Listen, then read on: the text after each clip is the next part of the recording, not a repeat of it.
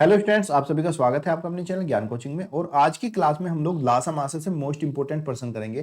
साथ ही साथ जो बच्चों आपको कंफ्यूजन होता है कि इसी सवाल में हम लासा निकालें यानी कि एलसीएम निकालें या फिर एचसीएफ, वो सारी चीजें आज की क्लास में हम लोग क्लियर करेंगे। तो देख लीजिए आज हमें कौन कौन से प्रश्न करने हैं। वो बड़ी से बड़ी संख्या ज्ञात कीजिए जो 81 और 117 को पूरी पूरी विभाजित कर दी है। ऐसी संख्या ढूंढनी है जिससे हमारा 81 भी भाग हो जाए और 117 भी, और बड़ी से बड़ी वो संख्या होनी चाहिए। दूसरा प्रश्न है, बड़ी से बड़ी संख्या ज्ञात करो। ऐसी संख्या बताओ जिससे हम 82 को भाग करें तो एक शेषफल बचे और 132 को भाग करें तो 6 शेषफल बचे। फिर हम अगला प्रश्न करेंगे, बड़ी से बड़ी वो संख्या बताओ जिससे हम 942 को भाग करें तब भी 7 शेषफल बचे और 1327 को भाग करें तब भी 7 शेषफल बचे। उस बड़ी से बड़ी छड़ की लंबाई क्या है जिससे 13, 39 और 52 मीटर को पूरा पूरा नापा जा सकता है। यानी कि एक ऐसी नाप हमें चाहिए जिससे हम 13 मीटर को भी नाप ले, 39 को भी और 52 को भी। दो संख्याओं का मासा 12 है तो उसका उन संख्याओं का लासा इनमें से क्या नहीं हो सकता, यह हमें बताना है। 4 अंकों की वह बड़ी से बड़ी संख्या बताइए जो 10, 15, 20 से पूरी पूरी विभाजित हो जाए।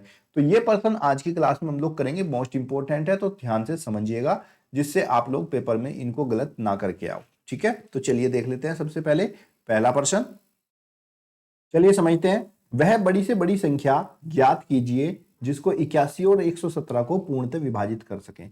तो देखो, जब आपसे ऐसा पूछा जाए कि वो संख्या बताओ जिससे हम इनको भाग कर रहे हैं, मतलब कि उस संख्या से हम 81 को भाग करें या फिर उस संख्या से हम 117 को भाग करें, ऐसी कंडीशन में हमें वो संख्या चाहिए। तो इसके लिए हम लोग जो है मासा निकालते हैं, यानी कि वो जो संख्या आपकी होगी वो संख्या आपकी 81 और 117 का मासा होगी, जो भी हम एचसीएफ निकालेंगे। ठीक है, एक तो पहचान ये हो गई पर्सन की। दूसरी बहुत जरूरी पहचान कि हमारा जो मासा होता है वो हमेशा या तो छोटे वाली संख्या के बराबर हो सकता है या फिर मासा हमेशा दोनों ही संख्याओं से छोटा होगा। आप यहां पे ऑप्शन देख लीजिए, सारे ऑप्शन आपके छोटे ही हैं या फिर 81 के बराबर हैं। तो यहां से हमें क्लियर हो जाएगा कि इसमें क्या करना है, मासा ज्ञात करना है। या फिर जहां बड़ी से बड़ी संख्या लिखा रहे तब भी समझ जाना आपकी यहाँ पे मासा ज्ञात करना है। छोटी से छोटी होगा तो लासा ज्ञात करना होगा। तो 81 और 117 का लासा ज्ञात कर लेते हैं। तो मैं आपको रिकमेंडेड करूंगा कि आप जो भाग विधि से निकालोगे तो ज्यादा जल्दी आपका सवाल हो जाएगा। तब हमारी छोटी संख्या 81 है और बड़ी संख्या 117 है। 81 से 117 को भाग करेंगे, 81 कम 81, 7 में से 1 गया 6 और 11 में से 8 गए 3, कितना हुआ 36। फिर 81 को भाग करना है 36 से, 36 दूनी 72, 11 में से 2 गए आपका 9 बचा, और इधर 9 में से 7 में 7 गया 0। अपना आप 36 से भाग करेंगे तो आपका 9 चौक 36। तो मासा कितना हो गया बच्चों आपका 9। तो मैंने कहा था वो संख्या क्या होगी, 81 और 117 का मासा। ऑप्शन नंबर आपका फर्स्ट राइट आंसर। कभी भी ऐसा प्रश्न होगा जिसमें बड़ी से बड़ी लिखा होगा तो आपको मासा ज्ञात करना है। ये वाला प्रश्न समझ में आया। ये देखिए, वह बड़ी से बड़ी संख्या ज्ञात कीजिए जिसमें जिससे 82 को भाग करें और 132 को भाग करें तो 82 को भाग करने पर शेषफल 1 बचे और 132 को भाग करने पर शेषफल 6 बचे। तो यहाँ पे देखो बड़ी से बड़ी संख्या भी कहा गया है, तो प्रश्न तो उसी के जैसा है, मासा ज्ञात करना है, लेकिन यहाँ पे हमारा शेषफल भी आ गया। तो उसके लिए हम क्या करते हैं, पहले जो संख्याएं हैं उनके क्रम से जो शेषफल है उनको माइनस करेंगे। तो हमारी जो संख्या है वो 82 है, 82 में से आपको इसका शेषफल माइनस करना है। तो 82 में से क्या कितना बचा आपका 81। आपका है दूसरा 132, 132 और 132 को भाग करने पर शेषफल कितना बचना चाहिए 6। तो 132 में से आप 6 को माइनस करोगे, 12 में से 6 गया 6 आपका, 2 और 1 कितना हो गया 126। अब शेषफल करके जो संख्या आई इन संख्याओं का आपको मासा निकालना है एचसीएफ, और वही आपका उत्तर हो जाएगा। चलिए इनको हल कर लेते हैं। 81 मैं आपको गुणनखंड विधि से भी करके दिखा देता हूं कैसे करते हैं। अगर गुणनखंड कर से करना है तो आप ऐसे करोगे, 3 से काट देते हैं 81 को, 3 दूनी 6, 3 सत्ते 21, फिर 3 नम 27, 3 तिया 9 और 3 एकम 3। ठीक है भाई, 81 का आ गया। 126 के गुणनखंड कर लेते हैं, 2 छिक 12, 2 तिया 6 और 3 दूनी 6, 3 एकम 3, 3 सत्ते 21 और 7 एकम 7। अब हम कैसे करते हैं भाई, 81 के गुणनखंड लिखेंगे। यहाँ पे 81 के गुणनखंड हमारे हैं 3 इंटू 3 इंटू 3 इंटू 3 4 टाइम, और 126 के हमारे गुणनखंड है 2 गुणा 3 गुणा 3 गुणा 7। अब हमें इनका मासा निकालना है। मासा क्या था मैंने बताया था, हाईएस्ट कॉमन फैक्टर, जो सबसे ज्यादा इनमें कॉमन आ रहे हैं। तो देखो 3 एक तो कॉमन है यहाँ पे, दूसरी बार में ये वाला 3 कॉमन है बस, और तो कुछ कॉमन नहीं है क्योंकि यहाँ पे 3 यहाँ पे 2, तो हमारा जो मासा होगा HCF वो कितना हो जाएगा 3 × 3, जो कॉमन है उनमें से एक एक बार ले लेंगे, 3 या 9, तो मासा कितना हो गया, तो आपका option number 9 right answer. Clear हो गया। जिसमें अलग अलग शेषफल दिया जाएगा, संख्या में से हम अलग शेषफल को माइनस करेंगे, फिर दूसरी संख्या में से उसके शेषफल को माइनस करेंगे, माइनस करके जो संख्या हमारी आएंगी उनका हम मासा निकाल देंगे, वही आपका आंसर हो जाएगा। अगला प्रश्न देखिए, वह बड़ी से बड़ी संख्या ज्ञात कीजिए जिसमें 942 और 1327 को भाग करने पर प्रत्येक स्थिति में 7 शेषफल बचे। ऐसी संख्या बतानी है जिससे हम 942 में भाग करें तब भी 7 शेषफल बचे, 1327 में भाग करें तब भी आपका 7 ही शेषफल बचे। तो वो संख्या क्या है, तो उसके लिए क्या करेंगे बच्चों, देखो यहाँ पे दोनों में समान ही शेषफल बच रहा है, एक ही जैसा शेषफल है, तो ऐसी कंडीशन में हम दोनों संख्याओं में से 7 को माइनस करेंगे। तो यहाँ पे हमारा 942 में से 7 को माइनस कर देंगे, 12 में से 7 गया 5, 3 और 9, कितना हो गया 935। फिर 1327 जो दूसरी संख्या आपकी 1327, इसमें से भी 7 माइनस करेंगे, 1320 आ जाएगा। माइनस करके जो संख्या आई, इन संख्याओं का हमें मासा निकालना है। तो मासा निकालना है 935 का और 1320 का। तो उसके लिए क्या करेंगे, देखो 935 छोटी है, 1320 बड़ी है, और भाग विधि मेथड सबसे अच्छा है। तो बच्चों अगर आपको भाग अच्छे से आती है तो यही मेथड लगाना, कभी क्वेश्चन गलत नहीं जाएगा। तो हम 935 से छोटी संख्या से बड़ी संख्या को भाग करेंगे 1320 को।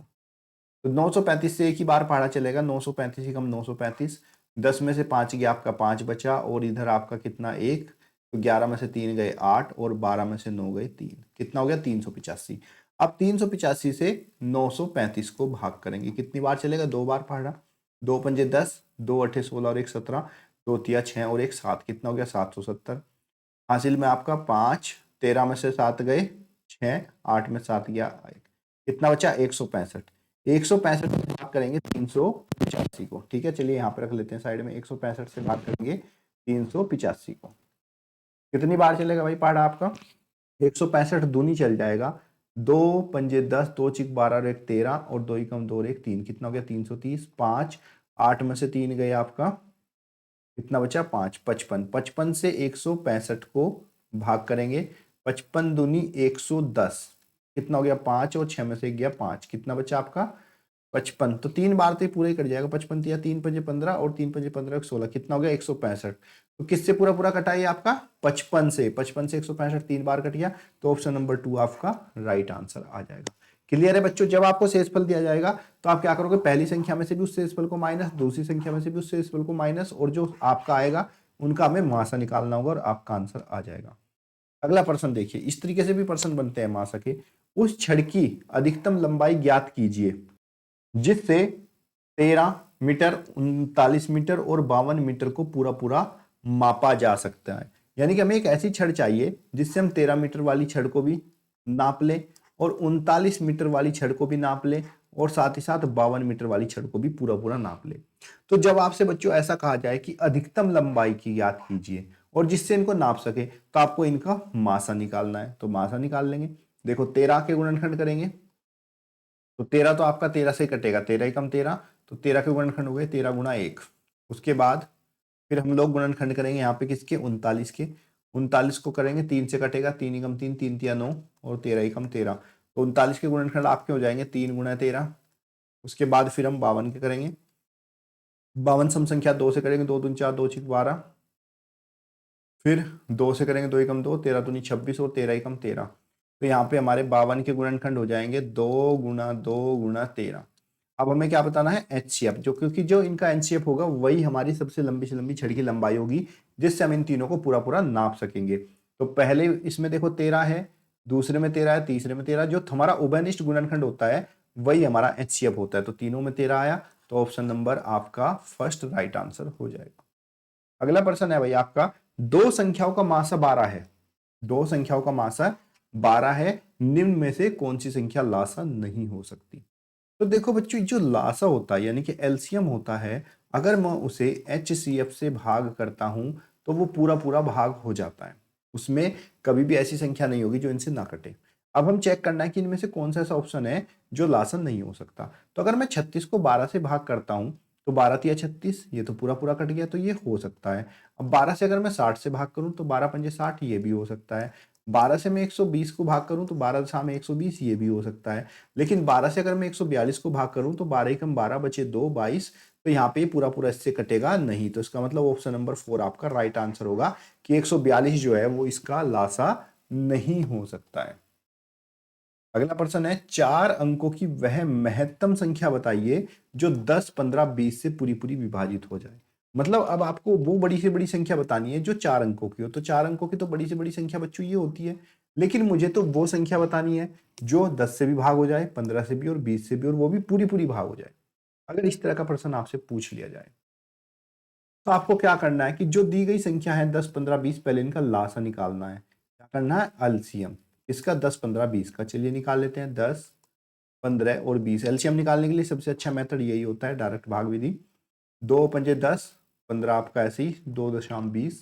फिर ये आपका 2 से विभाजित होगा, 5, 15 और 2 पंजे 10। उसके बाद फिर हमारा 3 से 5, 3 पंजे 15 और 5। और उसके बाद फिर 5 से 5 एकम 5, 5 एकम 5, 5 एकम 5, पूरा पूरा हो गया।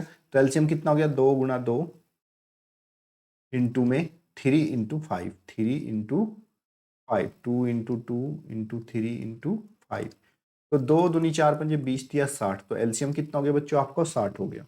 उसके बाद आपको क्या करना है, जब आपका एलसीएम आ जाए तो ये जो आपकी 4 अंकों की बड़ी से बड़ी संख्या रखी है, इस 4 अंकों की बड़ी से बड़ी संख्या को आपको भाग करना है। किससे? 60 से। तो 60 से भाग करेंगे, 60 एकम 60, कितना बचा? 9। और इधर 9 में 6 गया 3, उतार लिया 9। 60 पंजे 300, 60 छंग 600, 360 का 7 ज्यादा होगा, 6 बार चलेगा, 60 छिक्का 360 हो जाएगा आपका। ये बहुत ही आसान है। 9, 9 में 6 गया 3, उसके बाद हमने ये वाला 9 उतार लिया, फिर 6 बार चलेगा, 360 उतार लिया 9 और 3। कितना शेषफल बचा? 39। तो हमें तो वो संख्या बतानी थी जो इनसे पूरी पूरी विभाजित हो जाए। तो 4 अंकों की बड़ी से बड़ी संख्या थी हमारी 999, 4 टाइम 9। अब हमें तो वो संख्या बतानी थी जो विभाजित होता है। तो इनका एलसीएम से भाग करके 4 अंकों की बड़ी से बड़ी संख्या को जो शेषफल बचेगा, ये शेषफल इसमें से हम माइनस करेंगे। 9 में से 9 गया 0, 9 में से 3 गया 6, 9 9। तो 9960 ऑप्शन नंबर 3 वो संख्या होगी जो 10, 15, 20 से पूरी पूरी विभाजित होगी, और 4 अंकों की इससे बड़ी संख्या कोई हो ही नहीं सकती है। ठीक है बच्चों, ये प्रश्न देखिए। 6 घंटी लगातार 6, 8, 10, 12, 15 और 16 मिनट के अंतराल पर बजती हैं। यदि ये घंटी एक साथ बजती हैं तो फिर कितने समय के बाद फिर से ये एक साथ बजेंगी, हमें ये बताना है। तो जब भी इस तरह का प्रश्न आपसे पूछा जाए तो आपको क्या करना है, जो भी आपको संख्याएं दी हैं 6, 8, 10, 12, 15 और 16, तो इनका आपको एलसीएम निकालना है। चलिए निकाल देते हैं। 2 से करते हैं, 2 तिया 6, 2 चौक 8, 2 पंजे 10, 2 छिक 12, 15 ऐसे ही, 2 अठे 16। फिर आप 2 से करोगे इसको तो 2 से 3 तो ऐसे ही रहेगा, 2 दूनी 4, 5 ऐसे ही, 2 तिया 6, फिर 15 और 2 चौक 8। फिर 2 से हो जाएगा 3, 2 एकम 2, 5, 3 ऐसे ही, 15 और 2 दूनी 4। फिर 2 से करेंगे 3, फिर 1, फिर 5, फिर 3, फिर 15 और 2 एकम 2। उसके बाद बच्चों हम इसको 3 से करेंगे, 3 एकम 3, 1 ऐसे ही, 5, 3 एकम 3, 3 पंजे 15, और उसके बाद हमारा ये 5 से हो जाएगा। ठीक है, तो यहाँ पे बच्चों हमारा एलसीएम आ जाएगा कितना? 2 इंटू 2 इंटू 2 इंटू 2, कितनी बार है? 1, 2, 3, 4, और फिर 3 इंटू 5, फिर इंटू 3 इंटू में 5। ठीक है बच्चों, अब इनकी गुणा कर लेंगे। 2 दूनी 4, दूनी 8, 8 पंजे 40, दूनी 80, तिया 240। कितना हो गया? 240 मिनट के बाद पुनः वो फिर से एक साथ बजेंगी। अब 240 हमारा ऑप्शन देख लीजिए क्या है यहाँ पे। अब 240 हमारा ये मिनट में है और ऑप्शन हमारा घंटे में है। तो आप जानते हो बच्चों, एक घंटे में कितनी होती है? एक हावर में आपका 60 मिनट होता है। तो 240 को हम 60 से भाग कर देंगे, घंटे में बदल जाएगा। कितनी होगी? 6 चौक 24, 240, 4 से पूरा पूरा बच गया, यानी कि 240 मिनट मतलब 4 घंटे। फिर 4 घंटे में पुनः फिर से एक बार आपका दो सहभाज्य संख्याओं का मासा बताइए। अगर कोई सहभाज्य संख्या है तो उनका मासा कितना होगा? तो बच्चों, अगर कोई भी आपकी सहभाज्य संख्या है, इसको हम को प्राइम नंबर बोलते हैं। अगर ऐसे नंबर हैं तो इनका मासा सदैव 1 होता है। ध्यान रखिएगा, इस चीज को आप भूलना मत। यदि दो सहभाज्य संख्या ए और बी है तो उनका लासा क्या होगा? अगर कोई भी हमारी सहभाज्य संख्या होती है तो उनका लासा उन संख्याओं के गुणनफल के बराबर ही होता है। तो a इंटू बी बराबर क्या हो जाएगा आपका ए बी। तो ऑप्शन नंबर आपका 2 राइट आंसर है। तो उम्मीद करता हूं बच्चों ये वाले क्वेश्चन आपको समझ में आए होंगे और इसी तरह के क्वेश्चन जो आपको मैं आगे बताता हूँ नेक्स्ट वाली वीडियो में, ये वाले सब क्वेश्चन बनाने वाला हूँ जो आपके फॉर्मूला बेस हैं। तो ये वाले क्लास में हम अगली में करेंगे। उम्मीद करता हूँ ये वाली क्लास आपको समझ में आ गई होगी। तो वीडियो को शेयर, चैनल को सब्सक्राइब कर लो क्योंकि आने वाले सारे वीडियोज आपके लिए इंपॉर्टेंट है। 20 जनवरी को पेपर है, बढ़िया से तैयारी करिए। Best of luck.